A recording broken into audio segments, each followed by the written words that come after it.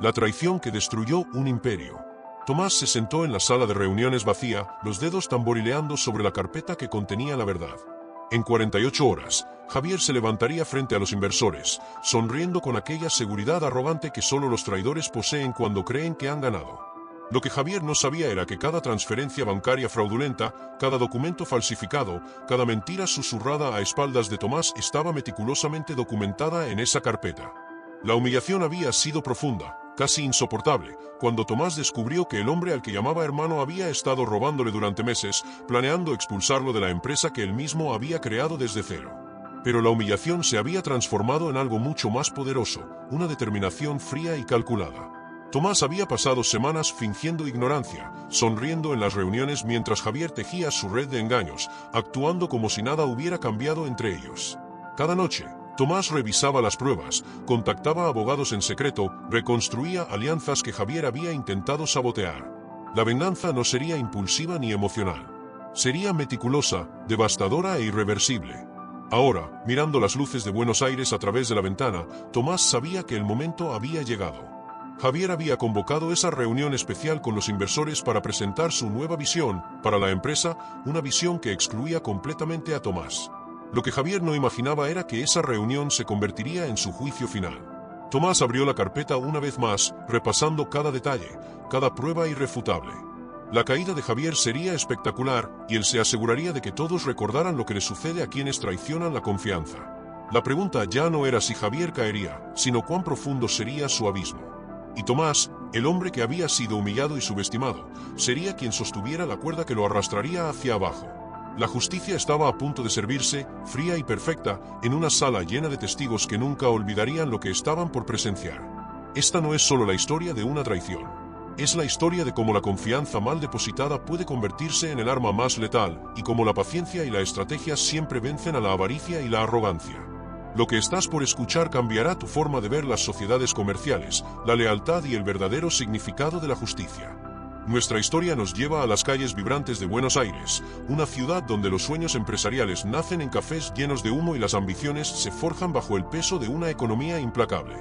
En esta metrópolis de contrastes, donde la elegancia europea se mezcla con la pasión latinoamericana, Tomás había construido algo extraordinario desde la nada. Su startup tecnológica había crecido de una idea garabateada en una servilleta a una empresa valuada en millones, y todo gracias a su visión, su sacrificio, pensaba él, la lealtad de su socio. Buenos Aires es una ciudad que conoce bien las traiciones. Sus calles han visto imperios caer y fortunas desvanecerse como el humo del asado dominical. Pero también es una ciudad de supervivientes, de personas que se levantan una y otra vez, que transforman las crisis en oportunidades. Es en este escenario, entre rascacielos modernos y edificios históricos, donde se desarrollará una de las venganzas más calculadas y devastadoras que el mundo empresarial argentino haya presenciado. Te invito a que te acomodes, porque lo que estás por escuchar no es una historia común de negocios.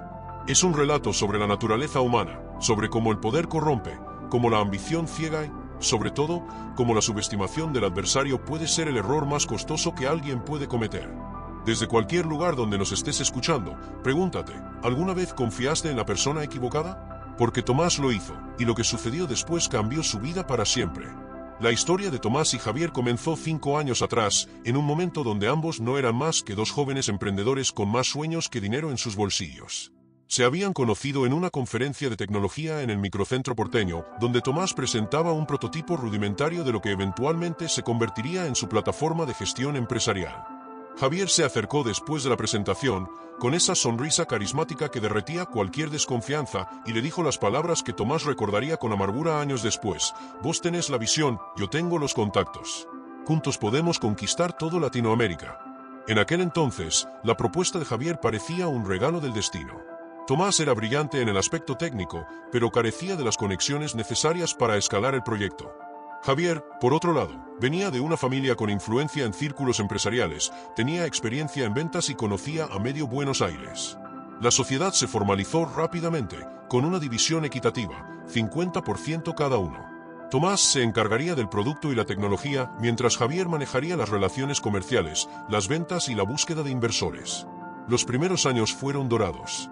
La empresa, bautizada como Nexus Solutions, creció más rápido de lo que cualquiera de los dos había imaginado. Tomás trabajaba día y noche perfeccionando el software, agregando funcionalidades que dejaban a la competencia muy atrás. Javier, por su parte, cerraba contratos con empresas medianas y grandes, expandiendo su presencia en Argentina, Uruguay y Chile. En las reuniones de equipo, bromeaban sobre ser hermanos de diferentes madres, sobre cómo su complementariedad era la fórmula secreta del éxito. La oficina de Nexus Solutions se convirtió en un espacio emblemático en el barrio de Palermo, con paredes de cristal, escritorios compartidos y esa vibra startup que tanto atraía a jóvenes talentos. Tomás contrató a los mejores desarrolladores que pudo encontrar, mientras Javier construía un equipo comercial agresivo y efectivo. Los números hablaban por sí solos. En 3 años, habían pasado de facturar $100.000 anuales a superar los 5 millones. Los fondos de inversión comenzaron a llamar a su puerta, interesados en formar parte de esta historia de éxito. Pero el dinero, como suele suceder, comenzó a cambiar las cosas. Javier empezó a llegar en autos más caros, a vestir trajes italianos, a frecuentar restaurantes donde una cena costaba lo que un empleado promedio ganaba en un mes. Tomás lo notaba, pero lo atribuía al estilo de vida necesario para mantener las apariencias en los círculos donde Javier se movía. Después de todo, ¿no era parte del trabajo proyectar éxito para atraer más éxito? Lo que Tomás no sabía era que Javier había comenzado a crear una estructura paralela. Empresas fantasma registradas en paraísos fiscales, cuentas bancarias en Uruguay a nombre de sociedades que solo existían en papel.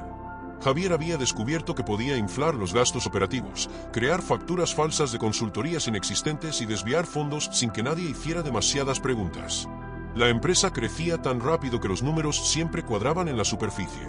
Y Tomás, concentrado en perfeccionar el producto, confiaba ciegamente en que su socio manejaba las finanzas con la misma integridad con la que él escribía cada línea de código. La primera grieta en esa confianza apareció de forma casual. Tomás estaba buscando un documento en el escritorio de Javier un sábado por la tarde, cuando la oficina estaba vacía. Necesitaba el contrato con un cliente importante para revisar algunas especificaciones técnicas. Al abrir uno de los cajones, encontró una carpeta etiquetada como proyectos personales. La curiosidad lo llevó a abrirla, esperando encontrar tal vez ideas de negocios paralelos o inversiones personales de Javier. Lo que encontró fue mucho más inquietante. Había documentos de constitución de 3 empresas en Uruguay que Tomás nunca había escuchado mencionar. Extractos bancarios que mostraban transferencias millonarias. Y lo más perturbador, un borrador de contrato entre una de esas empresas fantasma y Nexus Solutions, donde se facturaban servicios de consultoría estratégica por montos exorbitantes. Tomás sintió que el piso se movía bajo sus pies. Su mente de ingeniero comenzó a conectar puntos, a revisar mentalmente las reuniones financieras de los últimos meses. No confrontó a Javier ese día. Algo en su instinto le dijo que necesitaba más información antes de actuar. Esa noche, en su departamento de Recoleta, Tomás no pudo dormir. Abrió su laptop y comenzó a revisar cada documento financiero al que tenía acceso. Lo que descubrió en las siguientes horas lo dejó paralizado. Las facturas de las empresas fantasma aparecían regularmente en los libros de Nexus Solutions. Montos que oscilaban entre $50.000 y $200.000, pagados trimestre tras trimestre por servicios que nunca se habían prestado. La magnitud de la traición comenzaba a revelarse, pero Tomás sabía que apenas había arañado la superficie. Si Javier había sido lo suficientemente audaz como para crear este esquema, ¿qué más había estado haciendo a sus espaldas? La humillación se mezcló con una rabia fría. Este hombre, al que había considerado su hermano, al que había confiado no solo su empresa sino sus sueños, lo había estado robando sistemáticamente. Y lo peor era que Javier había sido lo suficientemente inteligente como para hacerlo de forma que, en la superficie, todo pareciera legítimo. Tomás entendió en ese momento que necesitaba ayuda profesional. No podía enfrentar esto solo, y definitivamente no podía confiar en nadie dentro de la empresa hasta saber quién más podría estar involucrado. Al día siguiente, un domingo por la mañana, contactó a Martín Flores, un abogado especializado en derecho corporativo que había conocido años atrás en un evento de networking. Martín era conocido por su discreción y por manejar casos complejos de fraude empresarial. La reunión con Martín Flores se llevó a cabo en un café discreto de San Telmo, lejos de los lugares habituales donde Tomás y Javier solían encontrarse con clientes o inversores. Martín escuchó en silencio mientras Tomás le mostraba los documentos que había encontrado, sus ojos entrenados identificando inmediatamente la gravedad de la situación. Cuando Tomás terminó de explicar, el abogado se reclinó en su silla y pronunció las palabras que confirmarían las peores sospechas: esto es fraude sistemático. Y si encontraste esto tan fácilmente, es porque hay mucho más escondido. Martín explicó que necesitaban actuar con extrema cautela. Si Javier se enteraba de que habían descubierto su esquema, Podría destruir evidencia, transferir fondos al extranjero o incluso intentar culpar a Tomás de las irregularidades. La estrategia debía ser meticulosa. Primero, reunir todas las pruebas posibles sin levantar sospechas. Segundo, asegurar el apoyo de los inversores clave. Y tercero, ejecutar la exposición de manera que Javier no tuviera escapatoria ni tiempo para reaccionar. Era un plan que requería paciencia, algo difícil cuando cada día que pasaba, Javier podría estar robando más dinero. Tomás contrató en secreto a un contador forense, recomendado por Martín, especializado en rastrear desvíos de fondos y estructuras financieras fraudulentas. Este profesional, un hombre meticuloso llamado Ricardo Sánchez, comenzó a trabajar desde las sombras, accediendo a documentos bancarios y registros contables que Tomás le proporcionaba discretamente. El proceso era lento y requería que Tomás continuara actuando con normalidad frente a Javier, sonriendo en las reuniones, celebrando los nuevos contratos, fingiendo que todo seguía igual. La doble vida que Tomás llevó durante las siguientes semanas fue psicológicamente devastadora. Cada mañana, llegaba a la oficina y saludaba a Javier como si nada hubiera cambiado. Discutían estrategias de mercado, revisaban propuestas, almorzaban juntos en los restaurantes de Puerto Madero. Pero Tomás observaba cada gesto, cada palabra de Javier con nuevos ojos. Comenzó a notar cosas que antes ignoraba, la forma en que Javier desviaba ciertas conversaciones cuando se tocaban temas financieros específicos, como evitaba incluir a Tomás en reuniones con el contador de la empresa, la manera casual en que justificaba gastos cada vez más elevados. Ricardo Sánchez trabajaba desde un pequeño estudio en el barrio de Belgrano, rodeado de computadoras y documentos impresos que cubrían cada centímetro de las paredes. 3 semanas después de iniciar la investigación, llamó a Tomás con noticias que superaron incluso las peores proyecciones. El esquema de Javier era mucho más sofisticado de lo que habían imaginado inicialmente. No solo estaba desviando fondos a través de empresas fantasma, sino que también había comenzado a diluir la participación accionaria de Tomás mediante una serie de maniobras legales complejas. Javier había creado una nueva clase de acciones preferenciales y había estado emitiéndolas a través de una subsidiaria que él controlaba. En el papel, estas acciones estaban registradas bajo nombres de testaferros, pero en la práctica, Javier las controlaba completamente. Si su plan llegaba a término, en menos de 6 meses Tomás pasaría de ser dueño del 50% de Nexus Solutions a controlar apenas un 30%. Y lo más perturbador era que técnicamente, aunque inmoral y fraudulento, Javier había estructurado todo de manera que pareciera legal en la superficie. La magnitud de la traición dejó a Tomás sin palabras. No era solo robo, era un golpe de estado corporativo planeado con precisión quirúrgica. Javier no solo quería el dinero, quería la empresa completa. Quería expulsar a Tomás de la creación que él mismo había concebido, del proyecto al que había dedicado los mejores años de su vida. La humillación se transformó en algo más profundo, una determinación inquebrantable de no solo recuperar lo que era suyo, sino de asegurarse de que Javier pagara por cada mentira, por cada documento falsificado, por cada momento en que había mirado a Tomás a los ojos mientras lo apuñalaba por la espalda. Martín Flores diseñó una estrategia de múltiples frentes. Primero, necesitaban asegurar el apoyo de los inversores principales. Nexus Solutions había recibido 2 rondas de financiamiento de fondos de capital de riesgo y estos inversores tenían representación en el directorio. Si Tomás podía demostrarles que Javier estaba cometiendo fraude, no solo ganaría su apoyo, sino que también activaría las cláusulas de protección que estos fondos siempre incluyen en sus contratos. Segundo, necesitaban preparar una denuncia penal sólida que se presentaría simultáneamente con la exposición corporativa. Y tercero, debían asegurar que toda la evidencia estuviera respaldada y protegida en múltiples ubicaciones. Tomás comenzó a reunirse discretamente con los inversores. El primero fue Santiago Méndez, socio principal de Horizonte Capital, el fondo que había liderado la ronda de financiamiento más reciente. La reunión se llevó a cabo en un club privado de Recoleta, donde las conversaciones quedaban protegidas por gruesas paredes y la discreción de décadas de tradición. Tomás presentó la evidencia de manera metódica, sin emociones, dejando que los números hablaran por sí solos. Santiago Méndez, un veterano del mundo empresarial que había visto de todo, palideció mientras revisaba los documentos. «Esto es mucho peor de lo que imaginaba», dijo Méndez después de un largo silencio. «Si esto se hace público sin el manejo adecuado, podría hundir no solo a Javier sino a toda la empresa. Necesitamos ser quirúrgicos». Lo que Méndez no dijo, pero que quedó implícito en su tono, era que los inversores también habían sido víctimas del fraude. El dinero que ellos habían invertido creyendo en el crecimiento limpio de Nexus Solutions había sido parcialmente desviado a los bolsillos de Javier. Esto convirtió a Méndez y a los otros inversores en aliados naturales de Tomás. En las siguientes 2 semanas, Tomás replicó esta reunión con los otros 3 inversores principales.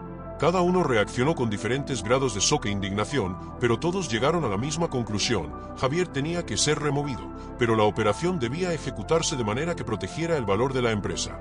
No podían permitir que la noticia del fraude se filtrara prematuramente y causara una estampida de clientes o empleados.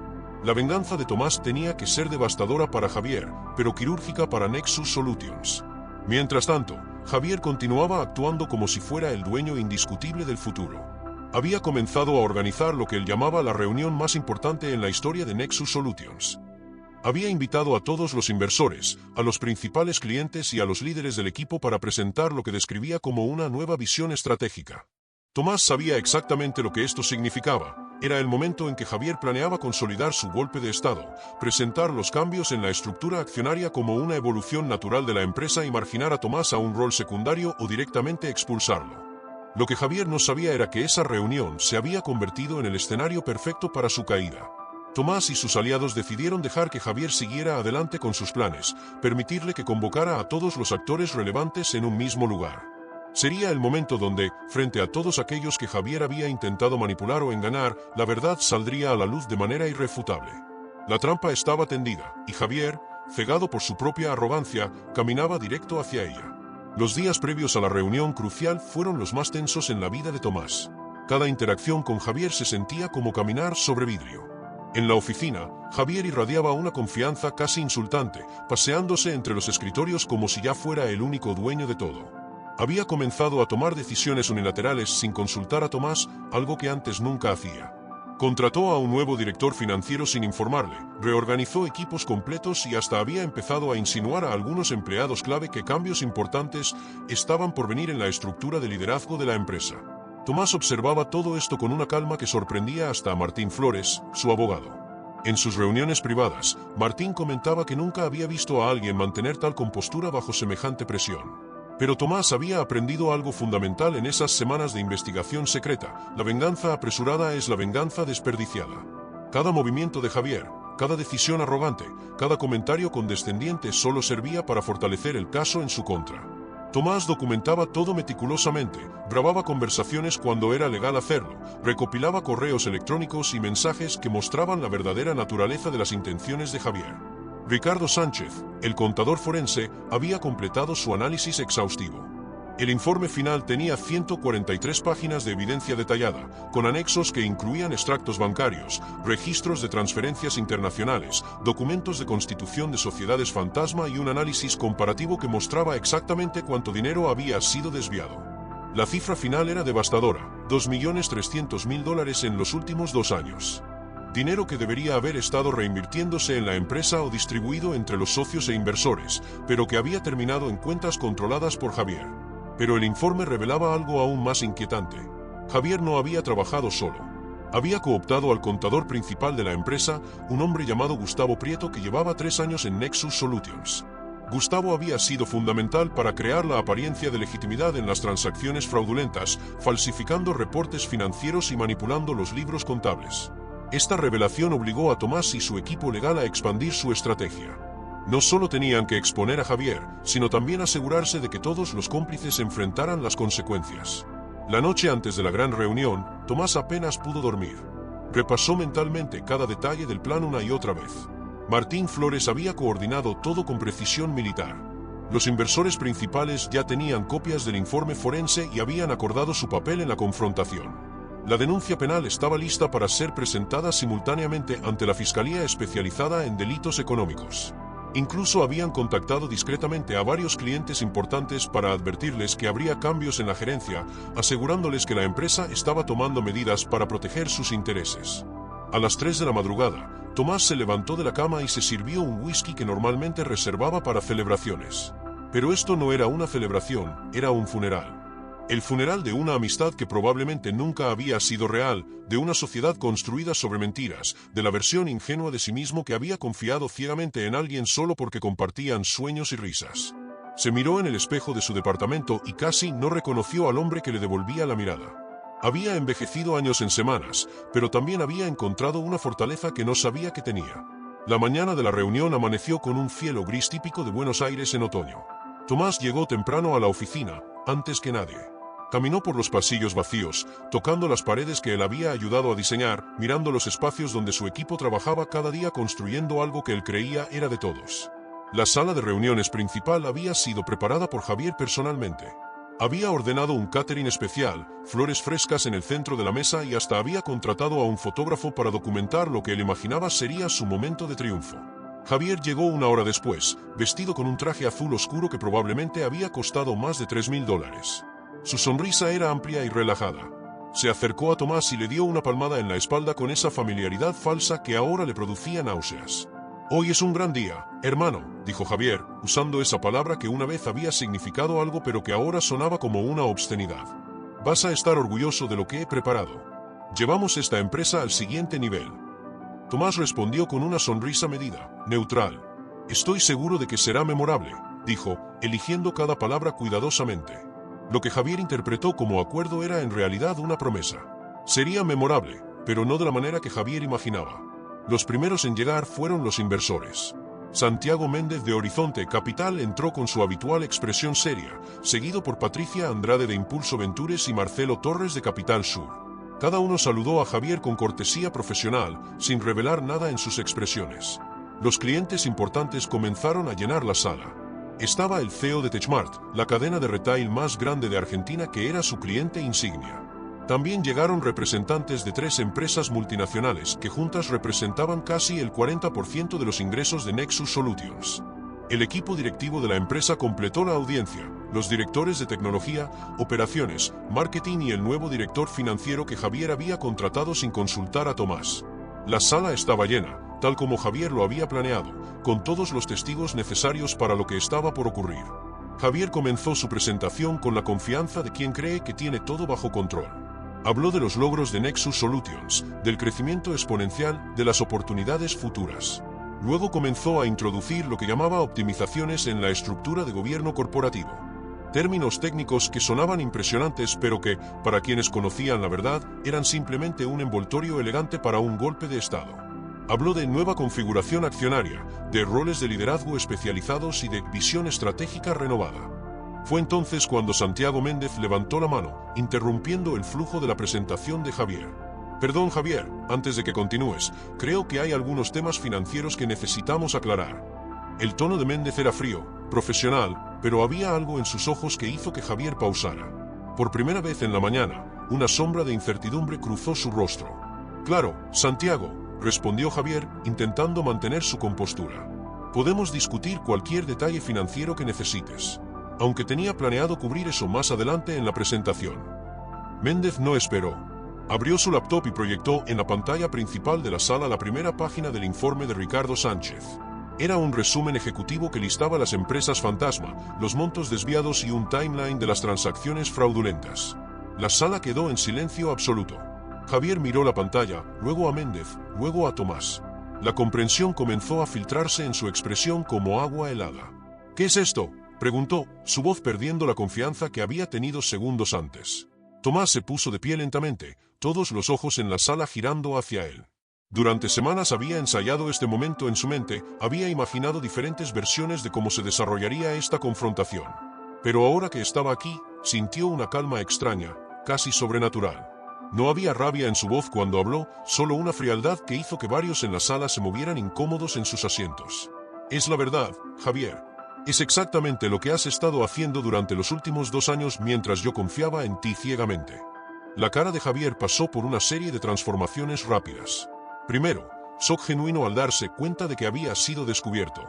Luego, un intento de calcular cómo salir de la situación, sus ojos moviéndose rápidamente como si estuviera procesando diferentes estrategias de escape. Finalmente, algo que se parecía peligrosamente a la desesperación.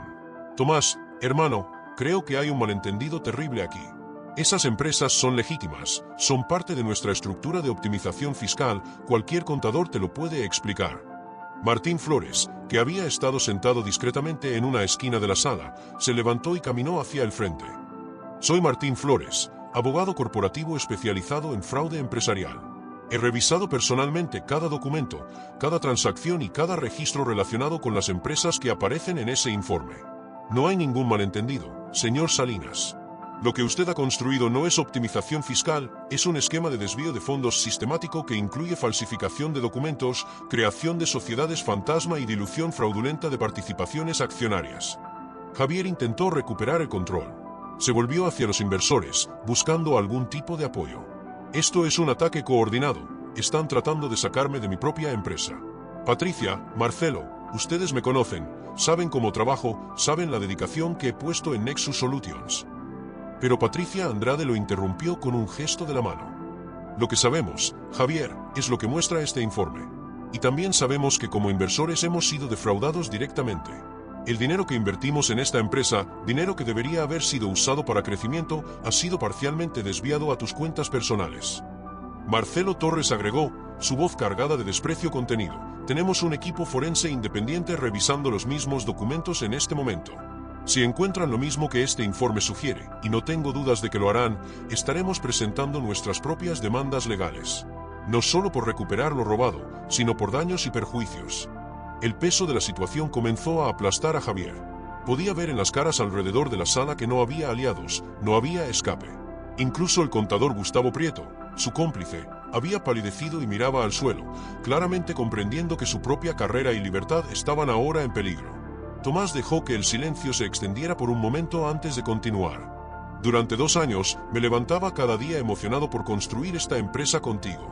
Rechacé ofertas de trabajo de otras compañías porque creía en lo que estábamos haciendo juntos. Trabajé noches enteras, sacrifiqué relaciones personales, pospuse todo en mi vida porque pensaba que estábamos construyendo algo significativo. Y todo ese tiempo, tú estabas robándome. No solo dinero, Javier. Me estabas robando mi futuro, mi confianza, mi capacidad de creer en las personas. La voz de Tomás se quebró ligeramente en esa última frase, la única grieta en su armadura de calma. Pero se recuperó rápidamente, mirando directamente a los ojos de Javier. Lo peor no fue el robo. Fue la forma en que me mirabas cada día, sonriendo, llamándome hermano, haciéndome creer que éramos un equipo mientras planeabas expulsarme de mi propia creación. Eso, Javier, eso es algo que no tiene precio. Y es por eso que tu caída va a ser tan completa. Santiago Méndez tomó el control de la reunión nuevamente. Señor Salinas, en nombre de los inversores de Nexus Solutions y de acuerdo con las cláusulas de protección en nuestros acuerdos de inversión, le informamos que a partir de este momento está suspendido de todas sus funciones ejecutivas en la empresa. Su acceso a cuentas bancarias, sistemas internos y cualquier capacidad de toma de decisiones ha sido revocado. Tiene 24 horas para entregar todos los dispositivos, claves de acceso y documentación en su posesión a nuestros auditores. Javier intentó una última vez resistir. No pueden hacer esto, tengo el 50% de la empresa, tengo derechos. Pero Martín Flores lo interrumpió nuevamente, esta vez con un tono que no admitía réplica. Tenía el 50%, pero las acciones que usted emitió fraudulentamente para diluir la participación de Tomás son nulas y sin efecto. Además, las cláusulas de los contratos de inversión incluyen provisiones específicas para casos de conducta criminal por parte de los fundadores. Sus acciones pueden ser y serán congeladas mientras se desarrolla el proceso legal. En ese momento, 2 hombres en trajes discretos entraron a la sala. Martín los había coordinado para que llegaran exactamente en este punto de la reunión. Estos son investigadores de la Unidad Fiscal de Delitos Económicos. Están aquí para notificarle formalmente, señor Salinas, que hay una investigación criminal en su contra por fraude, malversación de fondos y falsificación de documentos. Tiene derecho a permanecer en silencio y a contactar a un abogado. La realidad finalmente golpeó a Javier con toda su fuerza. Sus piernas parecieron fallar y tuvo que apoyarse en la mesa de conferencias. El hombre que había entrado esa mañana como un conquistador ahora se veía pequeño, derrotado, expuesto. Los clientes importantes que habían sido invitados a presenciar lo que Javier imaginaba sería su coronación ahora observaban su desintegración. El CEO de Techmart se acercó a Tomás, ignorando completamente a Javier. Necesitamos tener una conversación sobre la transición y asegurarnos de que nuestros proyectos en curso no se vean afectados por esta situación. Era una señal clara de que los clientes ya estaban tomando partido, y no era el de Javier. Los representantes de las otras empresas siguieron el mismo patrón, apartándose físicamente de Javier como si su desgracia fuera contagiosa. Tomás observaba todo esto con sentimientos encontrados. Había imaginado que este momento le traería satisfacción pura, una sensación de justicia servida. Y parte de él la sentía. Pero también había algo profundamente triste en ver a alguien que una vez había considerado un amigo desmoronarse de esta manera. No era compasión exactamente, Javier no merecía compasión después de lo que había hecho. Era más bien una melancolía por la pérdida de lo que pudo haber sido si Javier hubiera elegido un camino diferente, si la ambición no lo hubiera corrompido tan completamente. Javier finalmente habló, su voz apenas un susurro. Tomás, por favor, podemos hablar en privado, podemos arreglar esto. Pero Tomás negó con la cabeza. No hay nada que arreglar, Javier. Tuviste 2 años para hablar conmigo, para ser honesto, para ser el socio que decías ser. Elegiste otro camino. Ahora vas a caminar por él hasta el final. Las palabras eran finales, sin espacio para negociación o súplicas. Javier entendió que no había vuelta atrás. Recogió su teléfono móvil de la mesa con manos temblorosas y salió de la sala acompañado por los investigadores. El fotógrafo que él mismo había contratado capturó ese momento, pero no sería la imagen triunfal que Javier había imaginado. La sala quedó en silencio después de su partida. Los presentes procesaban lo que acababan de presenciar, la caída dramática y completa de alguien que hacía solo 1 hora parecía estar en el pináculo de su poder. Patricia Andrade rompió el silencio. Tomás, sé que esto ha sido increíblemente difícil para ti, pero quiero que sepas que todos los inversores aquí presentes confiamos en tu capacidad para dirigir Nexus Solutions hacia adelante. De hecho, creemos que esta crisis, aunque dolorosa, puede ser el catalizador para que la empresa alcance su verdadero potencial. Las semanas siguientes a la exposición de Javier fueron un torbellino de actividad legal, reestructuración corporativa y gestión de crisis. Tomás se encontró trabajando más horas de las que había trabajado incluso en los primeros días de la startup, pero ahora con un propósito completamente diferente. No estaba construyendo desde cero, estaba reconstruyendo desde los escombros de una traición. La primera prioridad fue estabilizar la empresa y asegurar que los empleados, muchos de los cuales estaban en shock por las revelaciones, entendieran que Nexus Solutions tenía futuro. Tomás convocó a una reunión con todo el personal 2 días después del incidente. La sala de conferencias principal no era suficientemente grande, así que habilitaron el espacio de trabajo común, moviendo escritorios para crear un área donde todos pudieran ver y escuchar. Había caras preocupadas, susurros nerviosos, la incertidumbre flotaba en el aire como niebla espesa. Muchos de estos empleados habían sido contratados por Javier, habían trabajado directamente con él, y ahora se preguntaban si sus propios trabajos estaban en peligro o si de alguna manera serían asociados con sus crímenes. Tomás comenzó su discurso con una honestidad brutal que sorprendió a muchos. No endulzó la situación ni intentó minimizar el daño. Lo que ha sucedido en esta empresa es una traición no solo hacia mí, sino hacia cada uno de ustedes. Javier Salinas, quien era mi socio y CEO fundador, ha cometido fraude sistemático durante 2 años. Ha robado dinero que debería haberse invertido en mejores salarios, en expandir el equipo, en beneficios para todos. Ha puesto en riesgo todo lo que hemos construido juntos por su propia codicia. La sala estaba en silencio absoluto. Tomás continuó, pero quiero que sepan algo fundamental. Nexus Solutions no es Javier Salinas. Esta empresa es cada línea de código que ustedes han escrito, cada llamada de ventas que han hecho, cada problema que han resuelto. Es el trabajo de un equipo de personas brillantes y dedicadas. Y ese equipo sigue aquí. Yo sigo aquí. Y vamos a salir de esto más fuertes de lo que éramos antes. Hubo un murmullo de aprobación, algunos aplausos titubeantes que gradualmente se convirtieron en algo más fuerte y genuino. Sin embargo, Tomás sabía que las palabras no serían suficientes. Necesitaba acciones concretas. Con el apoyo de los inversores, implementó una serie de medidas inmediatas. Primero, contrató a una firma de auditoría externa de prestigio impecable para revisar completamente todas las finanzas de la empresa y certificar que no había más irregularidades escondidas. Segundo, estableció un comité de ética y transparencia que incluía representantes de los empleados, no solo de la gerencia. Tercero, y quizás lo más importante, anunció que una parte significativa de los fondos recuperados del fraude de Javier se distribuiría como bonos entre los empleados que habían estado en la empresa durante los últimos 2 años. Esta última decisión no fue unánime entre los inversores. Marcelo Torres argumentó que esos fondos deberían reinvertirse en la empresa o distribuirse entre los accionistas. Pero Tomás fue inflexible. Esta gente trabajó bajo un sistema donde su líder estaba robando. Merecen saber que cuando hacemos las cosas bien, todos se benefician. No solo los ejecutivos, no solo los accionistas. Todos. Santiago Méndez, que se había convertido en el aliado más fuerte de Tomás entre los inversores, apoyó la propuesta. Es lo correcto, dijo simplemente. Y además, es bueno para los negocios. Un equipo motivado y leal vale más que cualquier retorno a corto plazo. Mientras tanto, el caso legal contra Javier avanzaba con una velocidad sorprendente. La Fiscalía Especializada en Delitos Económicos había asignado a uno de sus mejores fiscales al caso, una mujer llamada Daniela Ríos que tenía una reputación formidable por su capacidad de desentrañar esquemas financieros complejos y llevar a los criminales de cuello blanco ante la justicia. Daniela se reunió con Tomás y Martín Flores varias veces durante esas primeras semanas, revisando cada detalle del informe de Ricardo Sánchez y planificando la estrategia de acusación. El contador Gustavo Prieto, cómplice de Javier en el fraude, decidió cooperar con la Fiscalía a cambio de una sentencia reducida. Su testimonio fue devastador para la defensa de Javier. Prieto proporcionó detalles que ni siquiera el informe forense había descubierto, incluyendo conversaciones donde Javier expresaba abiertamente su intención de eventualmente expulsar a Tomás de la empresa. Reveló que Javier había llegado a decir que Tomás era demasiado blando para el mundo de los negocios reales y que se merecía perder la empresa por ser tan ingenuo. Estas revelaciones, aunque dolorosas, sirvieron para solidificar algo en Tomás. Cualquier vestigio de culpa que pudiera haber sentido por la caída de Javier se evaporó.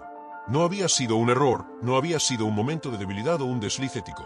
Había sido un plan deliberado y despiadado ejecutado por alguien que veía la bondad y la confianza como debilidades a explotar. Tomás había hecho lo correcto y lo había hecho de la única manera que garantizaba justicia real. Los medios de comunicación especializados en tecnología y negocios comenzaron a cubrir la historia. La traición en el corazón de una de las startups más prometedoras de Argentina tituló uno de los blogs de tecnología más leídos del país. De socio a delincuente, la caída de Javier Salinas proclamó otro. Tomás rechazó la mayoría de las solicitudes de entrevistas, pero aceptó hablar con una periodista de investigación de La Nación que había cubierto casos similares con sensibilidad y profundidad. La entrevista se publicó en un formato largo que rápidamente se volvió viral en círculos empresariales. En esa entrevista, Tomás habló no solo del fraude y la traición, sino también de las lecciones más amplias para emprendedores y socios. La confianza es fundamental en cualquier sociedad, dijo, pero la confianza sin verificación es ingenuidad. Aprendí de la manera más dolorosa posible que incluso las personas que parecen más leales pueden estar ocultando intenciones oscuras. No significa que debamos volvernos cínicos o paranoicos, pero sí que debemos implementar sistemas de transparencia y control que protejan a todos los involucrados. La entrevista resonó profundamente con otros emprendedores que habían vivido experiencias similares. La comunidad empresarial de Buenos Aires se dividió en su respuesta a la historia. Algunos veían a Tomás como un héroe, alguien que había tenido el coraje de exponer la corrupción incluso cuando eso significaba humillación pública y riesgo para su empresa. Otros susurraban que debería haber manejado el asunto de manera más privada, que exponer a Javier tan públicamente había sido venganza más que justicia. Tomás escuchaba estos comentarios a través de terceros y su respuesta era siempre la misma: no fue venganza, fue transparencia. Y si eso incomoda a algunas personas, quizás es porque también tienen cosas que ocultar. La vida personal de Javier se desmoronó tan completamente como su carrera profesional. Su esposa, Luciana, presentó los papeles de divorcio 2 semanas después de que estallara el escándalo. Había creído durante años que la riqueza creciente de su familia era resultado del éxito legítimo de la empresa y descubrir que había sido construida sobre fraude y robo la había devastado. Sus cuentas bancarias fueron congeladas por orden judicial mientras se determinaba que activos habían sido adquiridos con fondos robados. El apartamento de lujo en Puerto Madero, el auto deportivo, las vacaciones en Europa, todo estaba siendo examinado y potencialmente sujeto a confiscación. Los amigos de Javier, muchos de los cuales habían sido parte de su círculo social durante años, desaparecieron casi de la noche a la mañana. En el mundo de los negocios argentinos, la reputación lo es todo, y asociarse con alguien acusado de fraude era un suicidio profesional y social. Javier se encontró completamente aislado, viviendo en el departamento de su madre en Caballito, un barrio de clase media muy lejos del glamour al que se había acostumbrado. Era una caída desde una altura vertiginosa y la velocidad del descenso había sido brutal. 3 meses después de la exposición inicial, el caso de Javier fue a juicio. La sala del Tribunal Federal en Comodoro Pi estaba llena de periodistas, inversores y curiosos que querían presenciar lo que ya estaba siendo llamado uno de los casos de fraude corporativo más emblemáticos de la década en Argentina. Tomás estaba presente, sentado en la sección de testigos clave junto a Santiago Méndez y Patricia Andrade. Había algo surreal en ver a Javier entrar a la sala esposado, vestido con un traje que claramente había conocido días mejores, su cara demacrada y con ojeras que hablaban de noches sin dormir. La fiscal Daniela Ríos presentó el caso con una precisión quirúrgica. Proyectó en pantallas gigantes los documentos de las empresas fantasma, los extractos bancarios con las transferencias fraudulentas, los correos electrónicos donde Javier y Gustavo Prieto discutían cómo ocultar mejor los desvíos de fondos. Cada pieza de evidencia era devastadora por sí sola, pero juntas formaban un retrato incontrovertible de un esquema criminal sofisticado y prolongado. El abogado defensor de Javier, un criminalista caro que probablemente estaba siendo pagado por la familia de Javier, intentó argumentar que se trataba de malentendidos contables, de decisiones de negocios legítimas mal interpretadas. Pero cuando Gustavo Prieto subió al estrado como testigo de la fiscalía, cualquier esperanza que pudiera haber tenido la defensa se evaporó. Prieto, con voz temblorosa pero clara, describió en detalle cómo Javier lo había reclutado para el esquema. Explicó cómo Javier le había ofrecido primero bonos generosos por su discreción, y luego, cuando Prieto expresó dudas, lo había amenazado veladamente con implicarlo tan profundamente que no tendría otra opción más que continuar. Me dijo que estábamos juntos en esto, testificó Prieto, que si yo caía, él se aseguraría de que yo cayera primero y más fuerte. El testimonio de Prieto reveló también el desprecio que Javier sentía por Tomás. Repitió conversaciones donde Javier se burlaba de la ingenuidad de Tomás, de cómo era tan fácil engañarlo porque siempre quiere ver lo mejor en las personas. Describió una ocasión en particular, 6 meses antes de que todo colapsara, donde Tomás había expresado preocupación por algunos números en un reporte financiero. Javier había calmado sus preocupaciones con explicaciones técnicas que sonaban convincentes pero eran completamente falsas, y después le había dicho a Prieto, es como quitarle un dulce a un niño. No tiene idea de cómo funciona el mundo real. Escuchar estas palabras en voz alta en una sala de tribunal, ver la evidencia documentada de hasta qué punto Javier lo había despreciado mientras fingía amistad, fue más doloroso para Tomás que cualquier cantidad de dinero robado. Sintió la mirada de Javier sobre él en ese momento, pero se negó a devolverla. No le daría a ese hombre la satisfacción de ver cómo sus palabras todavía tenían el poder de herir. En cambio, Tomás mantuvo sus ojos fijos en la fiscal Ríos, que continuaba construyendo metódicamente un caso que no dejaba espacio para la duda razonable. Cuando llegó el turno de Tomás de testificar, se acercó al estrado con una calma que sorprendió incluso a su abogado. La fiscal Ríos le hizo preguntas directas sobre la historia de la sociedad, sobre cuándo comenzó a sospechar irregularidades, sobre el impacto emocional y financiero de descubrir la traición. Tomás respondió cada pregunta con precisión, sin dramatismo innecesario pero sin minimizar tampoco la magnitud del daño. No fue solo el dinero, dijo en un momento particularmente conmovedor, fue la pérdida de la capacidad de confiar. Javier no solo robó fondos de la empresa, robó algo más fundamental, la posibilidad de creer en las personas con las que trabajas. El abogado defensor intentó durante el contrainterrogatorio pintar a Tomás como un socio descuidado que no prestaba atención a las finanzas y por lo tanto era parcialmente responsable de no detectar el fraude antes. Fue una estrategia arriesgada que rápidamente se volvió en contra. Tomás respondió con una calma helada. Confiar en tu socio para manejar las áreas de su experticia no es descuido, es como funcionan las sociedades exitosas. Lo que Javier hizo no fue aprovechar un descuido, fue explotar deliberadamente una confianza que él mismo cultivó. Hay una diferencia fundamental entre esos dos conceptos. Los días del juicio se convirtieron en una especie de catarsis pública para Tomás. Cada revelación, cada testimonio, cada documento presentado era una pieza de la verdad saliendo a la luz. Ya no era solo su palabra contra la de Javier, no era una disputa entre socios que podía interpretarse de múltiples maneras. Era un registro público, permanente e incontestable de exactamente qué había sucedido y quién era responsable. Para alguien como Tomás, cuya reputación profesional se construía sobre la integridad y la transparencia, esta validación pública era casi tan importante como la justicia legal. El veredicto llegó después de solo 3 días de deliberación del jurado. Culpable en todos los cargos, fraude, malversación de fondos, falsificación de documentos y conspiración para cometer fraude. La sala explotó en murmullos cuando se leyó el veredicto. Javier se desplomó visiblemente en su silla, sus hombros cayendo como si el peso de la realidad finalmente se hubiera vuelto demasiado para soportar. Su madre, sentada en la galería pública, comenzó a sollozar. Era una escena de devastación total, y aunque Tomás había querido este resultado, aunque había trabajado incansablemente para que sucediera, verlo materializarse no le trajo la satisfacción pura que había imaginado. La sentencia se dictó 2 semanas después. 8 años de prisión efectiva para Javier, sin posibilidad de reducción de condena. Adicionalmente, se ordenó la restitución completa de todos los fondos desviados más intereses y penalizaciones, lo que en total sumaba casi $3 millones.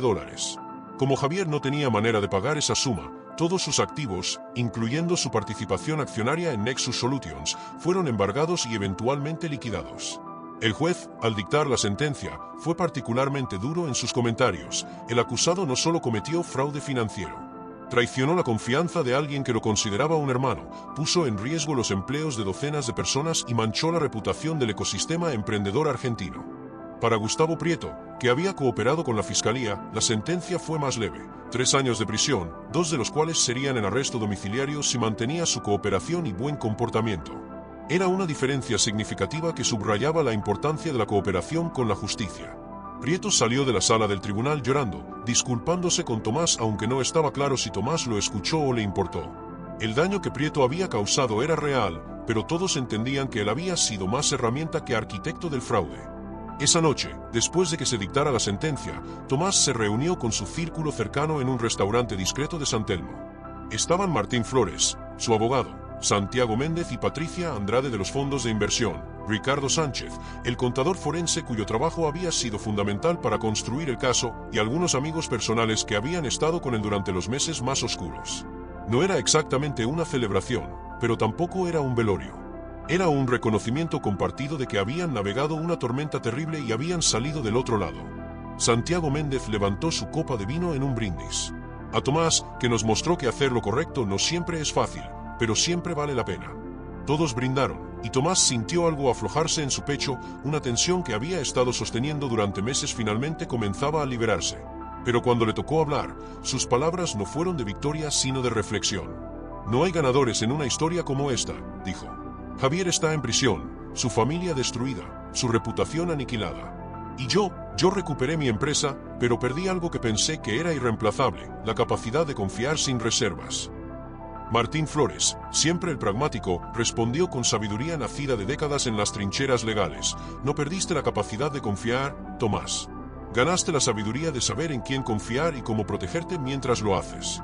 Eso es más valioso que la ingenuidad que tenías antes. Era cierto, Tomás lo sabía. Había cambiado fundamentalmente, no solo en cómo manejaba los negocios, sino en cómo veía las relaciones humanas. No se había vuelto cínico, pero sí más cauteloso, más observador, más dispuesto a verificar además de confiar. Los meses siguientes a la sentencia de Javier trajeron una transformación profunda en Nexus Solutions y en Tomás mismo. La empresa, liberada del peso del escándalo y con una estructura de gobierno corporativo completamente renovada, comenzó a experimentar un crecimiento que superaba incluso los años previos al fraude. Los clientes que habían estado nerviosos por la inestabilidad no solo se quedaron, sino que aumentaron sus contratos.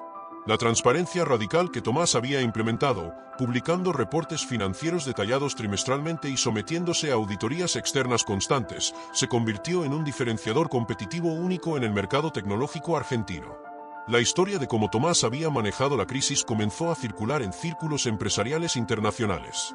Revistas de negocios de Estados Unidos y Europa publicaron artículos sobre el caso, presentándolo como un estudio de cómo responder a una traición corporativa con inteligencia estratégica en lugar de reacción emocional.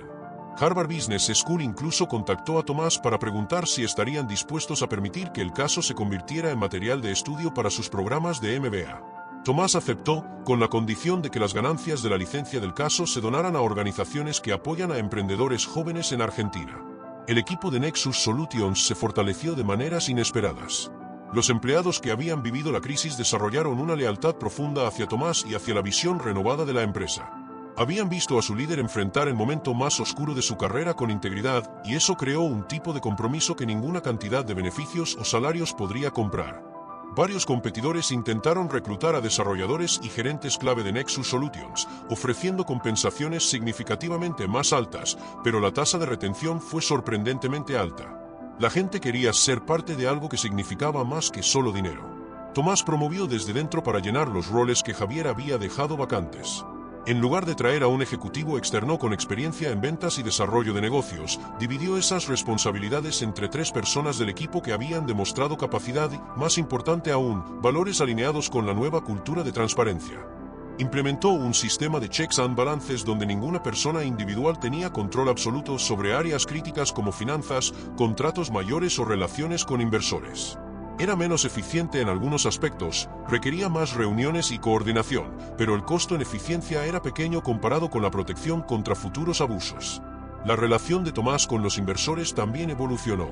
Santiago Méndez se convirtió en algo más que un inversor, era ahora un mentor y consejero de confianza. Se reunían semanalmente, no solo para discutir números y estrategia, sino para hablar sobre liderazgo, sobre cómo construir organizaciones resilientes, sobre las lecciones que ambos habían aprendido de la crisis.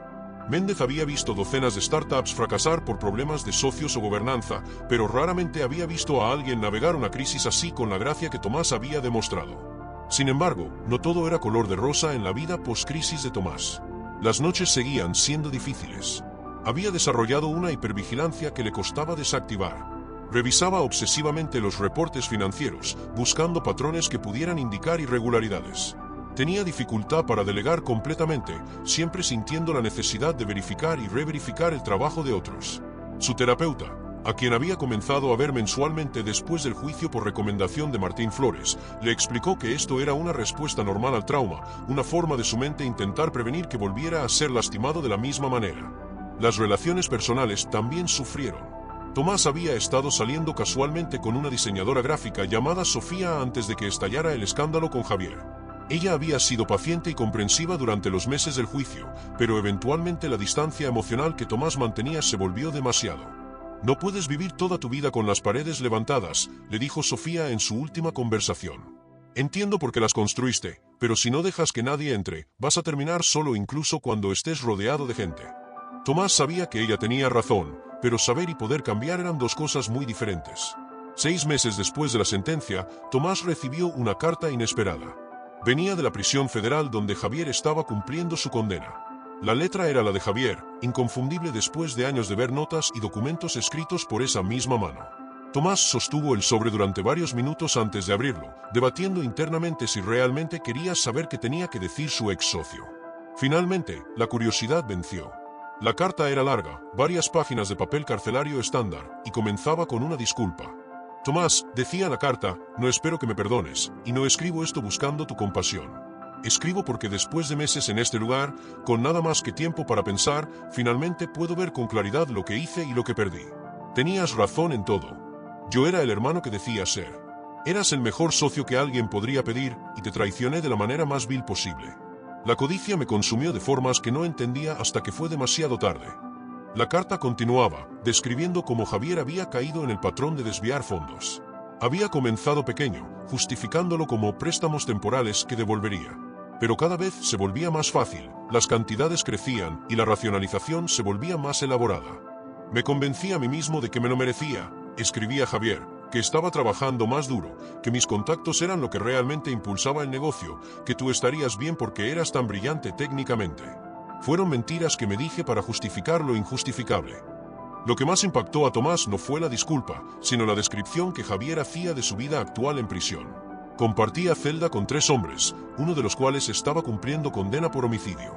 La comida era apenas comestible, el ruido constante, la violencia siempre presente pero generalmente contenida. Javier había sido atacado una vez por otros presos que sabían que era un criminal de cuello blanco, considerado débil y presa fácil. Lo habían salvado los guardias, pero la experiencia lo había marcado profundamente. Cada día aquí es una lección de humildad que nunca aprendí en el mundo exterior, escribía. La carta terminaba con una súplica extraña. Javier no pedía clemencia legal ni ayuda para reducir su sentencia. En cambio, pedía algo más abstracto. Algún día, cuando salga de aquí, si es que salgo siendo la misma persona, me gustaría la oportunidad de disculparme en persona. No para que me perdones, sino para que veas que entiendo completamente lo que destruí. Por ahora, solo puedo decirte que el imperio que intenté construir sobre tu dolor se ha convertido en mi propia prisión, mucho más real y tangible de lo que jamás imaginé. Tomás leyó y releyó la carta varias veces.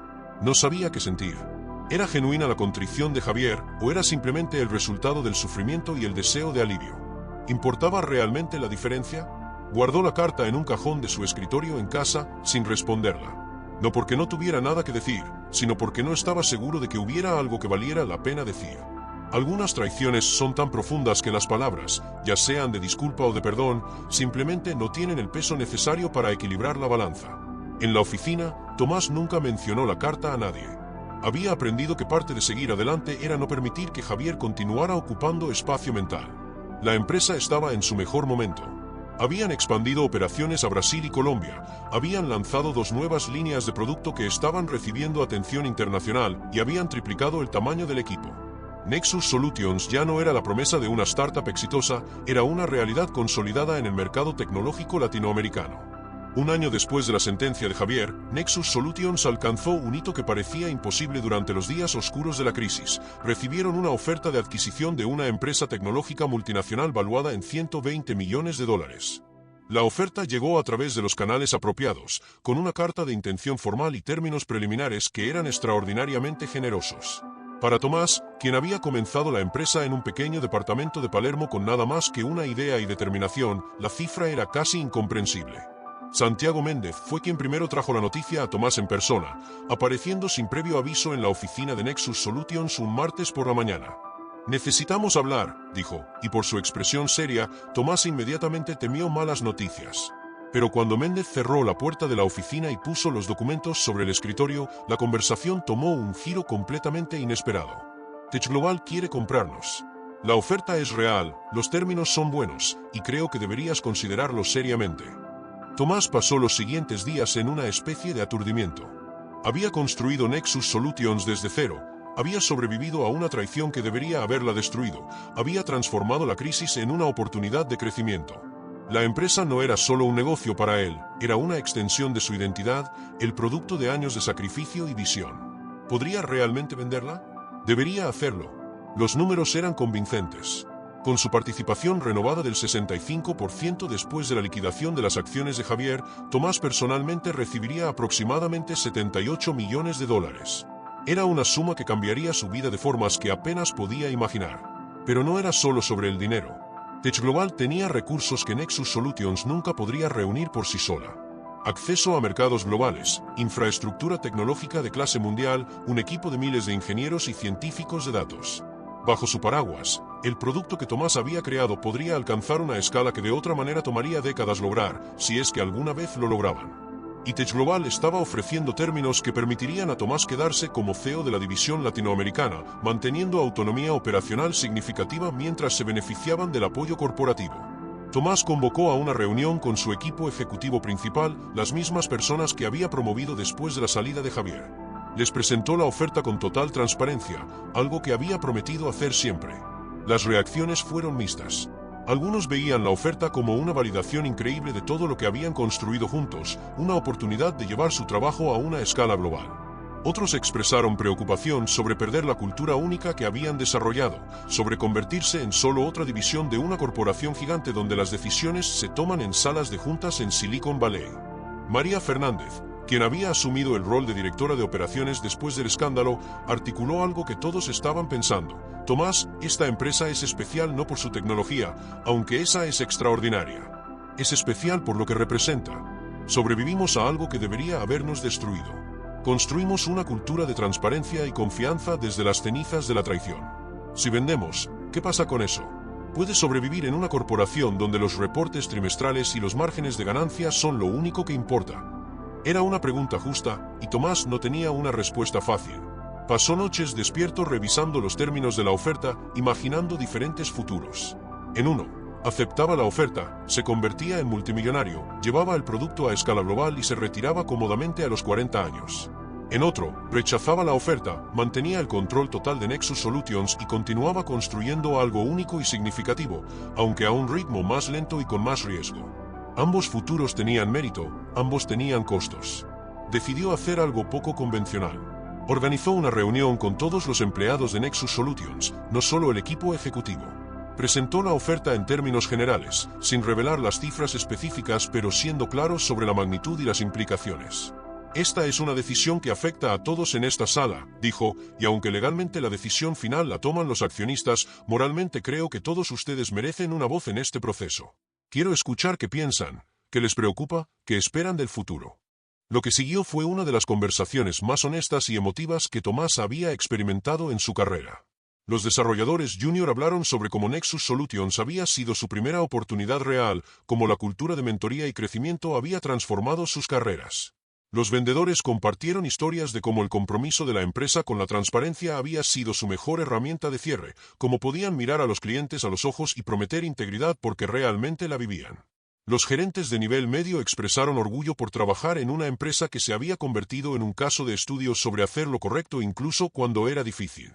Pero también había voces pragmáticas. Algunos señalaron que el mercado tecnológico argentino era volátil, que dependían demasiado de unos pocos clientes grandes, que el crecimiento internacional era increíblemente difícil sin recursos masivos. Un ingeniero senior llamado Rodrigo dijo algo que resonó profundamente: amo esta empresa, pero también soy realista.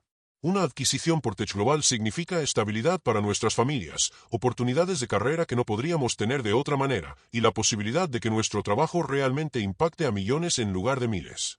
No hay vergüenza en aceptar eso. Tomás tomó la decisión después de esa reunión. Aceptaría la oferta, pero negociaría términos específicos para proteger lo que más importaba. Trabajó con los abogados de Tech Global durante semanas, insertando cláusulas que garantizaban autonomía operacional para la división latinoamericana, protecciones para los empleados existentes incluyendo paquetes de retención generosos y compromisos escritos para mantener la sede en Buenos Aires en lugar de forzar una reubicación al exterior. No eran garantías perfectas, las corporaciones siempre encontraban maneras de renegociar términos a largo plazo, pero eran lo mejor que podía asegurar. El anuncio de la adquisición se hizo en una conferencia de prensa conjunta en un hotel de 5 estrellas en Puerto Madero. El CEO de Tech Global voló especialmente desde San Francisco para el evento. Los medios tecnológicos de toda Latinoamérica cubrieron la noticia, muchos enmarcándola como la conclusión de una saga extraordinaria. De la traición al triunfo, Nexus Solutions, vendida por $120 millones, tituló TechCrunch en español. El emprendedor que convirtió la crisis en oportunidad cierra el trato de su vida, proclamó Bloomberg Línea. Durante la conferencia de prensa, un periodista hizo la pregunta inevitable: Tomás, hace apenas 1 año y medio estabas enfrentando la mayor traición de tu carrera. Hoy estás cerrando una venta que te hace multimillonario. ¿Cómo se siente? ¿Sientes que esta es tu venganza final contra Javier Salinas? La sala quedó en silencio, esperando la respuesta.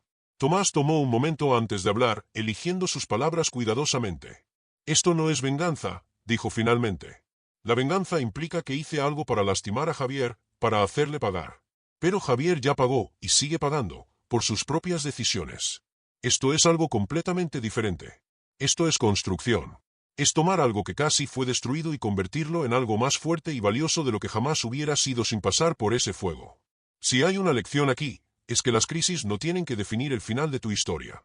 Pueden ser el comienzo del capítulo más importante. Los meses siguientes al cierre de la adquisición trajeron cambios tanto esperados como inesperados en la vida de Tomás. La transición de Nexus Solutions a convertirse en la división latinoamericana de Tech Global fue sorprendentemente suave, en gran parte porque Tomás había negociado términos que permitían mantener la autonomía operativa que había prometido a su equipo. Sin embargo, la naturaleza misma de su rol había cambiado fundamentalmente. Ya no era el fundador luchando por sobrevivir y crecer, ahora era un ejecutivo corporativo con recursos virtualmente ilimitados, pero también con expectativas y presiones completamente diferentes. El dinero de la venta llegó en etapas, como era común en este tipo de transacciones. La primera transferencia, correspondiente al 60% del valor total, apareció en la cuenta bancaria de Tomás un martes por la mañana. $46.800.000. Tomás miraba el balance en su teléfono sin poder procesar completamente lo que significaba.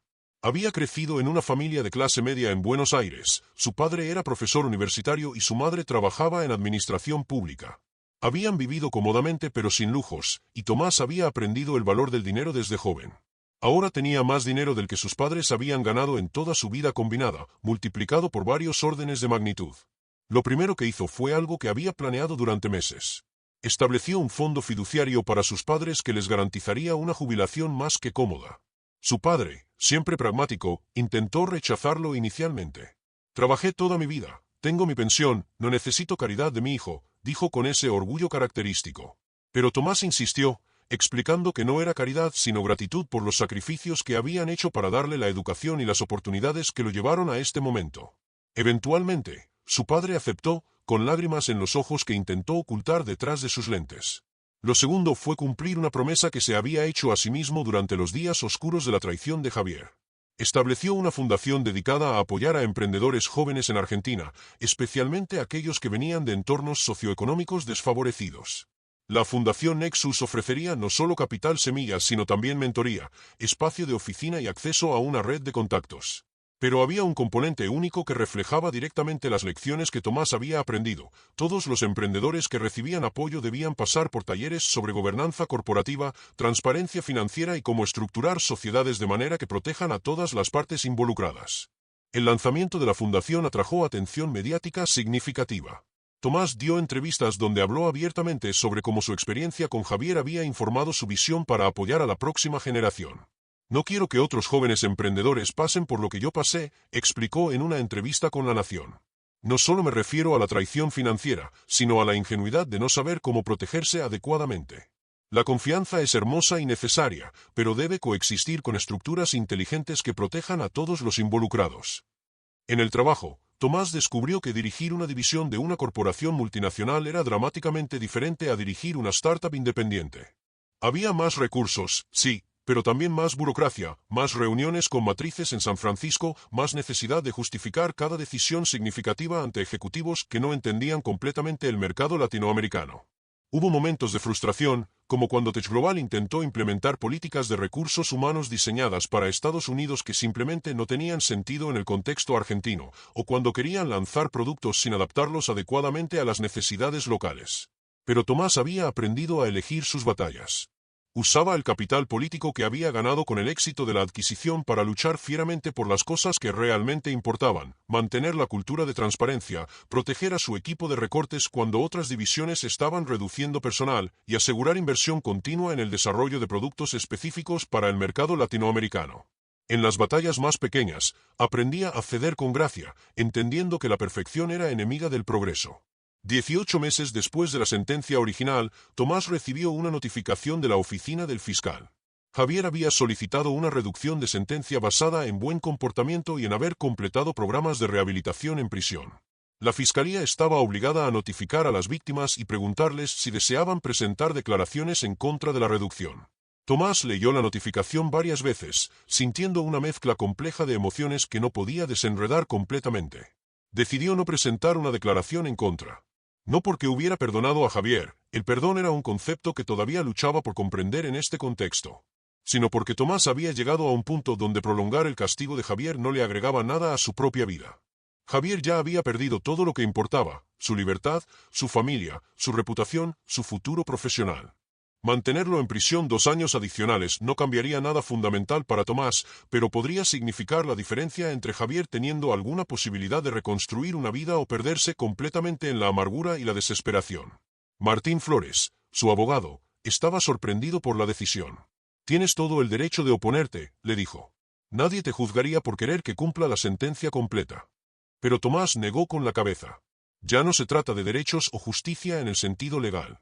Se trata de qué tipo de persona quiero ser. Javier tomó mucho de mí, pero no voy a dejar que tome mi humanidad también. Si puede salir antes y eventualmente convertirse en alguien mejor, eso no me quita nada. Y si no puede, si sale y sigue siendo la misma persona, entonces eso dice algo sobre él, no sobre mí». La solicitud de reducción de sentencia de Javier fue eventualmente aprobada. Saldría en libertad condicional en 3 años en lugar de 5, con restricciones estrictas y obligación de continuar terapia y programas de rehabilitación. Tomás se enteró por los medios, que cubrieron la decisión como parte del seguimiento continuo del caso. Algunos comentaristas criticaron la decisión como demasiado leniente, otros la defendían como apropiada dada la cooperación de Javier con las autoridades penitenciarias. Tomás no hizo comentarios públicos sobre el tema. En su vida personal, Tomás finalmente comenzó a bajar las paredes que había construido después de la traición. Conoció a Luciana, no la ex esposa de Javier sino otra Luciana, una arquitecta que trabajaba diseñando espacios comunitarios en barrios vulnerables de Buenos Aires. Se conocieron en un evento de la fundación que Tomás había establecido, donde ella estaba presentando un proyecto para crear espacios de coworking accesibles en zonas de bajos recursos. Su pasión por usar su profesión para impacto social resonó con Tomás de una manera que no esperaba. La relación se desarrolló lentamente, con Tomás siendo cauteloso de una manera que era completamente diferente a como había sido antes de Javier. Pero Luciana era paciente, y también traía su propia historia de cicatrices y lecciones aprendidas. Había estado en una relación abusiva años atrás y entendía lo que significaba reconstruir la capacidad de confiar. No era una relación perfecta o de cuento de hadas, ambos traían equipaje significativo, pero era real y honesta de formas que Tomás no había experimentado antes. Una noche, sentados en el balcón del departamento de Tomás mirando las luces de Buenos Aires, Luciana le preguntó algo que nadie más se había atrevido a preguntar directamente. ¿Alguna vez te arrepientes de cómo manejaste todo el asunto con Javier? De haberlo expuesto tan públicamente, de haberlo llevado a juicio en lugar de resolver las cosas de manera más privada. Tomás consideró la pregunta seriamente antes de responder, como hacía con todo ahora. No me arrepiento, dijo finalmente. Pero tampoco estoy completamente en paz con ello. La verdad es que destruí la vida de un hombre, incluso si él se lo merecía, incluso si no tuve otra opción real. Eso pesa. No todos los días, ya no, pero todavía pesa. Creo que hice lo correcto, lo necesario, pero eso no significa que sea fácil vivir con las consecuencias de tus decisiones, incluso las correctas. Tal vez especialmente las correctas, porque no puedes esconderte detrás de excusas o justificaciones fáciles. Los meses siguientes al cierre de la adquisición trajeron cambios tanto esperados como inesperados en la vida de Tomás. La transición de Nexus Solutions a convertirse en la división latinoamericana de Tech Global fue sorprendentemente suave, en gran parte porque Tomás había negociado términos que permitían mantener la autonomía operativa que había prometido a su equipo. Sin embargo, la naturaleza misma de su rol había cambiado fundamentalmente. Ya no era el fundador luchando por sobrevivir y crecer, ahora era un ejecutivo corporativo con recursos virtualmente ilimitados pero también con expectativas y presiones completamente diferentes. El dinero de la venta llegó en etapas, como era común en este tipo de transacciones. La primera transferencia, correspondiente al 60% del valor total, apareció en la cuenta bancaria de Tomás un martes por la mañana. $46.800.000. Tomás miraba el balance en su teléfono sin poder procesar completamente lo que significaba. Había crecido en una familia de clase media en Buenos Aires, su padre era profesor universitario y su madre trabajaba en administración pública. Habían vivido cómodamente pero sin lujos, y Tomás había aprendido el valor del dinero desde joven. Ahora tenía más dinero del que sus padres habían ganado en toda su vida combinada, multiplicado por varios órdenes de magnitud.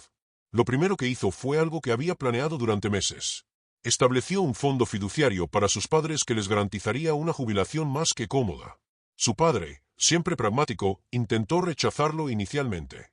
Trabajé toda mi vida, tengo mi pensión, no necesito caridad de mi hijo, dijo con ese orgullo característico. Pero Tomás insistió, explicando que no era caridad sino gratitud por los sacrificios que habían hecho para darle la educación y las oportunidades que lo llevaron a este momento. Eventualmente, su padre aceptó, con lágrimas en los ojos que intentó ocultar detrás de sus lentes. Lo segundo fue cumplir una promesa que se había hecho a sí mismo durante los días oscuros de la traición de Javier. Estableció una fundación dedicada a apoyar a emprendedores jóvenes en Argentina, especialmente aquellos que venían de entornos socioeconómicos desfavorecidos. La Fundación Nexus ofrecería no solo capital semilla, sino también mentoría, espacio de oficina y acceso a una red de contactos. Pero había un componente único que reflejaba directamente las lecciones que Tomás había aprendido. Todos los emprendedores que recibían apoyo debían pasar por talleres sobre gobernanza corporativa, transparencia financiera y cómo estructurar sociedades de manera que protejan a todas las partes involucradas. El lanzamiento de la fundación atrajo atención mediática significativa. Tomás dio entrevistas donde habló abiertamente sobre cómo su experiencia con Javier había informado su visión para apoyar a la próxima generación. No quiero que otros jóvenes emprendedores pasen por lo que yo pasé, explicó en una entrevista con La Nación. No solo me refiero a la traición financiera, sino a la ingenuidad de no saber cómo protegerse adecuadamente. La confianza es hermosa y necesaria, pero debe coexistir con estructuras inteligentes que protejan a todos los involucrados. En el trabajo, Tomás descubrió que dirigir una división de una corporación multinacional era dramáticamente diferente a dirigir una startup independiente.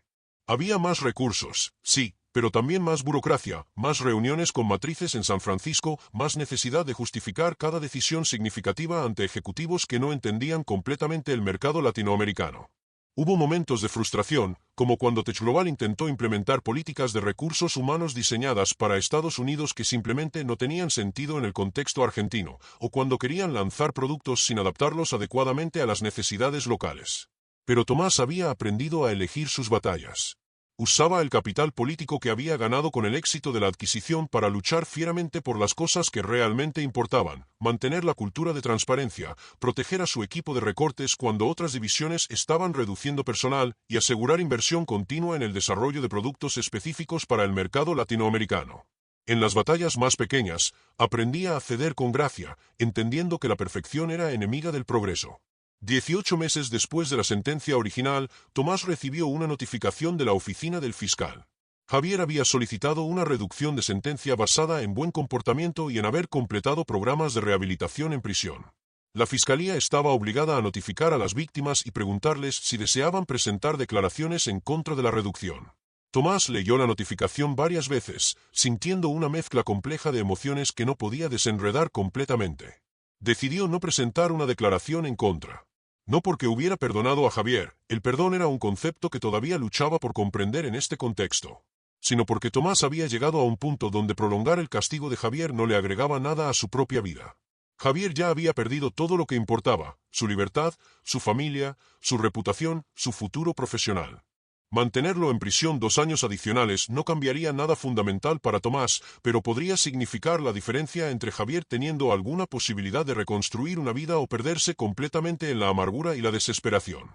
Martín Flores, su abogado, estaba sorprendido por la decisión. «Tienes todo el derecho de oponerte», le dijo. «Nadie te juzgaría por querer que cumpla la sentencia completa». Pero Tomás negó con la cabeza. «Ya no se trata de derechos o justicia en el sentido legal. Se trata de qué tipo de persona quiero ser. Javier tomó mucho de mí, pero no voy a dejar que tome mi humanidad también. Si puede salir antes y eventualmente convertirse en alguien mejor, eso no me quita nada. Y si no puede, si sale y sigue siendo la misma persona, entonces eso dice algo sobre él, no sobre mí». La solicitud de reducción de sentencia de Javier fue eventualmente aprobada. Saldría en libertad condicional en 3 años en lugar de 5, con restricciones estrictas y obligación de continuar terapia y programas de rehabilitación. Tomás se enteró por los medios, que cubrieron la decisión como parte del seguimiento continuo del caso. Algunos comentaristas criticaron la decisión como demasiado leniente, otros la defendían como apropiada dada la cooperación de Javier con las autoridades penitenciarias. Tomás no hizo comentarios públicos sobre el tema. En su vida personal, Tomás finalmente comenzó a bajar las paredes que había construido después de la traición. Conoció a Luciana, no la ex esposa de Javier, sino otra Luciana, una arquitecta que trabajaba diseñando espacios comunitarios en barrios vulnerables de Buenos Aires. Se conocieron en un evento de la fundación que Tomás había establecido, donde ella estaba presentando un proyecto para crear espacios de coworking accesibles en zonas de bajos recursos. Su pasión por usar su profesión para impacto social resonó con Tomás de una manera que no esperaba. La relación se desarrolló lentamente, con Tomás siendo cauteloso de una manera que era completamente diferente a como había sido antes de Javier. Pero Luciana era paciente, y también traía su propia historia de cicatrices y lecciones aprendidas. Había estado en una relación abusiva años atrás y entendía lo que significaba reconstruir la capacidad de confiar. No era una relación perfecta o de cuento de hadas, ambos traían equipaje significativo, pero era real y honesta de formas que Tomás no había experimentado antes. Una noche, sentados en el balcón del departamento de Tomás mirando las luces de Buenos Aires, Luciana le preguntó algo que nadie más se había atrevido a preguntar directamente. ¿Alguna vez te arrepientes de cómo manejaste todo el asunto con Javier? De haberlo expuesto tan públicamente, de haberlo llevado a juicio en lugar de resolver las cosas de manera más privada. Tomás consideró la pregunta seriamente antes de responder, como hacía con todo ahora. «No me arrepiento», dijo finalmente. «Pero tampoco estoy completamente en paz con ello. La verdad es que destruí la vida de un hombre, incluso si él se lo merecía, incluso si no tuve otra opción real. Eso pesa. No todos los días, ya no, pero todavía pesa. Creo que hice lo correcto, lo necesario, pero eso no significa que sea fácil vivir con las consecuencias de tus decisiones, incluso las correctas. Tal vez especialmente las correctas, porque no puedes esconderte detrás de excusas o justificaciones fáciles». 3 años después del día que cambió todo, Tomás se encontró de pie frente al edificio donde solía estar la primera oficina de Nexus Solutions en Palermo. El espacio ahora albergaba una cafetería hipster, el tipo de lugar que proliferaba en ese barrio constantemente en transformación. Había venido sin un propósito específico, simplemente guiado por una nostalgia que no sabía que sentía hasta que se encontró caminando por estas calles familiares. Miraba hacia la ventana del segundo piso donde él y Javier habían compartido ese primer espacio diminuto, donde habían soñado en voz alta sobre conquistar Latinoamérica, donde todo había comenzado. La vida había tomado rumbos que ninguno de los dos podría haber predicho en aquellos primeros días de entusiasmo y ambición compartida. Tomás ahora dirigía una operación con más de 300 empleados distribuidos en 5 países, manejaba presupuestos de decenas de millones de dólares y había sido nombrado uno de los empresarios tecnológicos más influyentes de América Latina por varias publicaciones. La Fundación Nexus había apoyado a 53 emprendedores en sus primeros 2 años, 3 de los cuales ya habían levantado rondas significativas de inversión. Su vida personal, aunque todavía complicada, había encontrado una estabilidad que parecía imposible en los días más oscuros. Javier, por otro lado, había salido de prisión 6 meses atrás. Tomás lo sabía no porque hubieran tenido contacto directo, sino porque los medios habían cubierto su liberación de manera inevitable. Las fotos mostraban a un hombre muy diferente del ejecutivo arrogante que alguna vez había sido. Javier había perdido peso, su cabello mostraba canas prominentes que no estaban allí antes, y había algo en sus ojos, visible incluso en fotografías de baja resolución, que hablaba de un quebranto fundamental. Según los reportes, estaba viviendo en un departamento modesto en Caballito con su madre, trabajando en un puesto administrativo de nivel de entrada en una pequeña empresa de logística. Era un descenso vertiginoso desde las alturas que una vez había alcanzado. Tomás había recibido otra carta de Javier 2 semanas después de su liberación. Esta era mucho más corta que la primera, apenas una página. Javier escribía que no esperaba respuesta ni contacto, que entendía que había puentes que una vez quemados no podían reconstruirse. Pero quería que Tomás supiera que pasaba cada día intentando ser una persona diferente de quien había sido, que estaba en terapia intensiva trabajando no solo en entender que lo había llevado por ese camino oscuro, sino en desarrollar las herramientas para asegurarse de nunca volver a caminar por él. La carta terminaba simplemente: gracias por no oponerte a mi reducción de sentencia. No lo merecía, pero me dio una oportunidad que voy a intentar honrar. Espero que tu vida sea todo lo que mereces que sea. Esta vez, Tomás había respondido. No con una carta larga o emotiva, sino con una nota breve: Javier, todos merecemos la oportunidad de convertirnos en mejores versiones de nosotros mismos.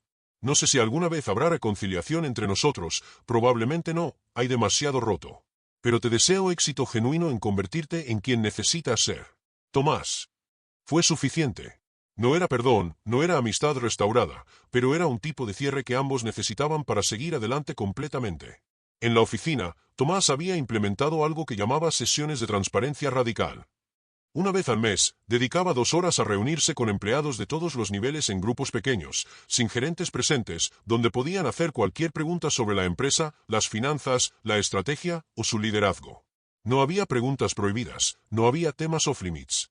Había sido aterrador al principio exponerse de esa manera, pero se había convertido en una de las prácticas más valiosas de la organización.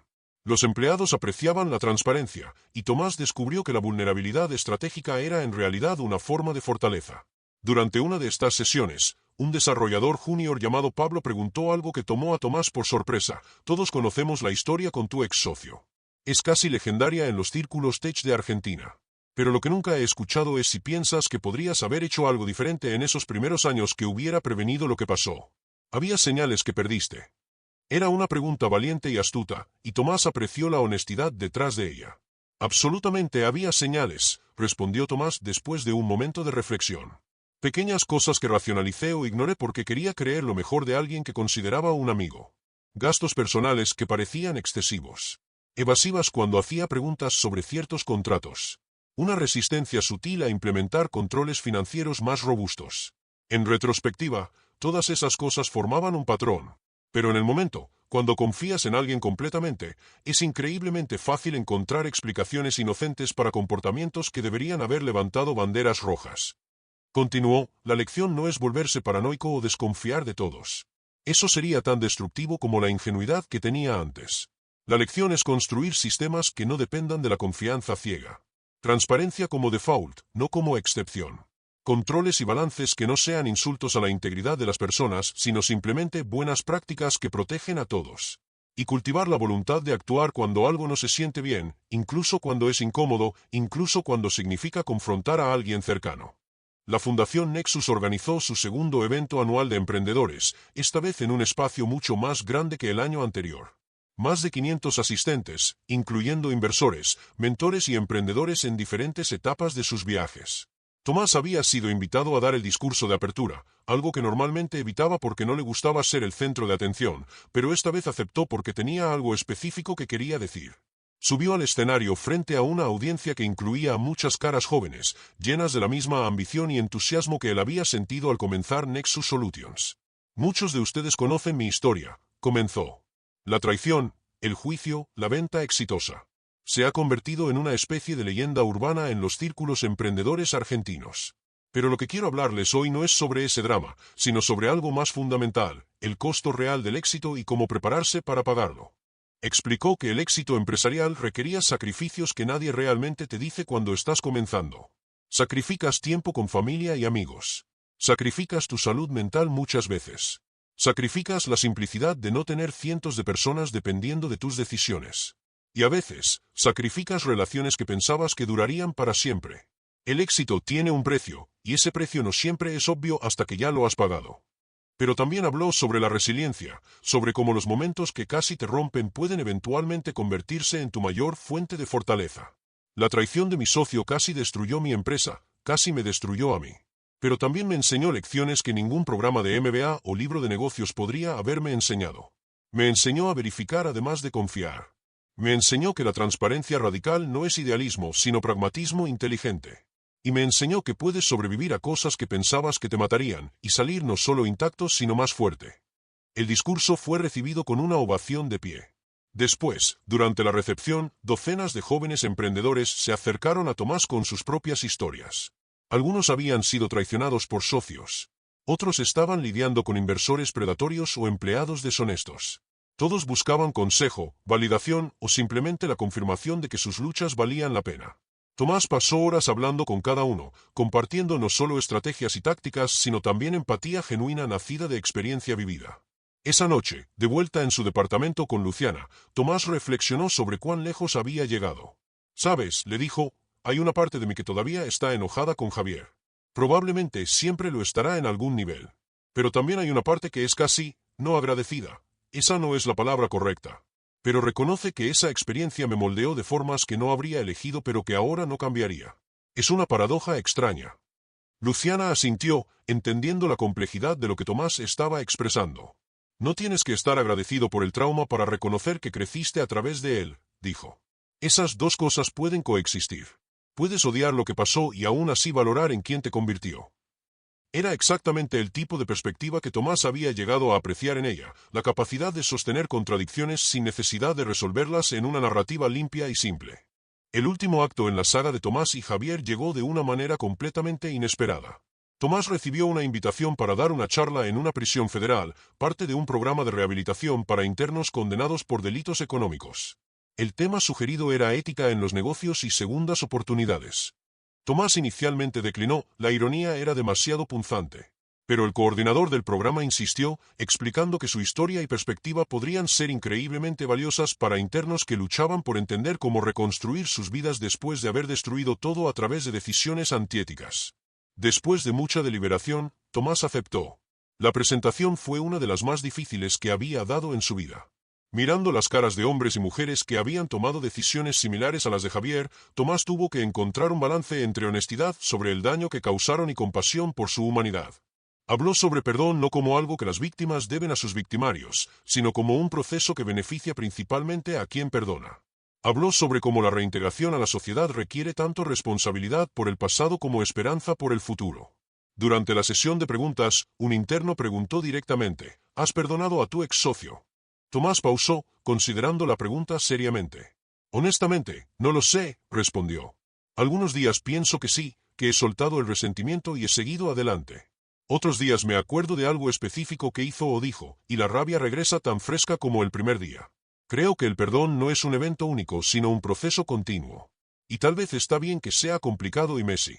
La vida real raramente es tan limpia como las historias que contamos sobre ella. 3 meses después de esa visita a la prisión, Tomás recibió un mensaje de un número desconocido. Era breve, vi tu charla en la prisión. Aunque no estaba allí físicamente, alguien me contó sobre ella. Gracias por tu honestidad sobre el perdón siendo complicado. Me da esperanza de que algún día podrás verme como algo más que el peor error de mi vida. J. Tomás leyó el mensaje varias veces. No respondió inmediatamente. De hecho, guardó el teléfono y salió a caminar por su barrio, necesitando espacio para procesar.